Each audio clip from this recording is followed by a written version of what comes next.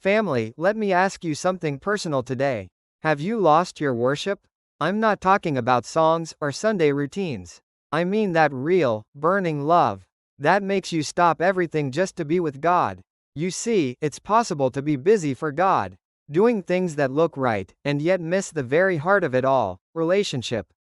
Oswald Chambers said, "We can actually outstrip God by our own longing to serve Him. We run ahead, pile up ministry, stack up duties, and then wonder why we're tired, bitter, and dry. Why? Because we forgot to worship. We forgot that worship is the heartbeat of our connection to God. True intercession doesn't flow from duty, it flows from worship. And worship? It flows from relationship. If your heart is dry, if you're frustrated, if you're starting to feel like the things of God are burdens instead of joy, chances are you've lost the intimacy of worship.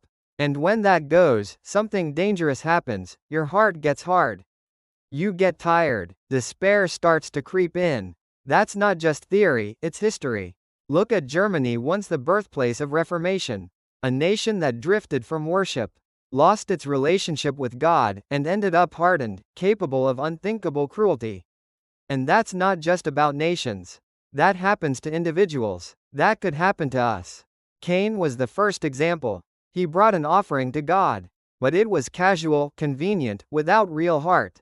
Abel, though, brought the best, the fat of the firstborn from his flock, a symbol of trust, devotion, and worship. God consumed Abel's sacrifice with fire.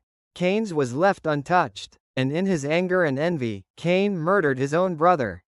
Why? Because he couldn't understand someone who walked closely with God. Because when we lose relationship with God, we lose compassion for people. And that's exactly what Jesus said in the last days: how you treat the least of his brothers shows the truth of your heart. Worship isn't a song. Worship is offering your life. It's giving your best, not leftovers. It's honoring God as the source of all. This is what the Spirit is saying: return to worship. Not just as a church activity but as your personal heartbeat. Reclaim your devotion. Reconnect with your shepherd. Because without worship, your heart will harden. You'll become blind to those who are different. You'll grow tired, and eventually despair will creep in. But if you return, if you lay down your best on the altar, God will send His fire again. Worship is not the icing on the cake, it is the cake. It is everything. And this world is waiting for a church who burns with the fire of authentic worship, not performance. So today, ask yourself, am I Cain, offering God what's convenient?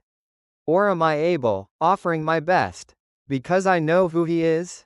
Worship is your response to His worth. Let's return. Let's be the people who burn with a worship that God receives. Let's honor Him first.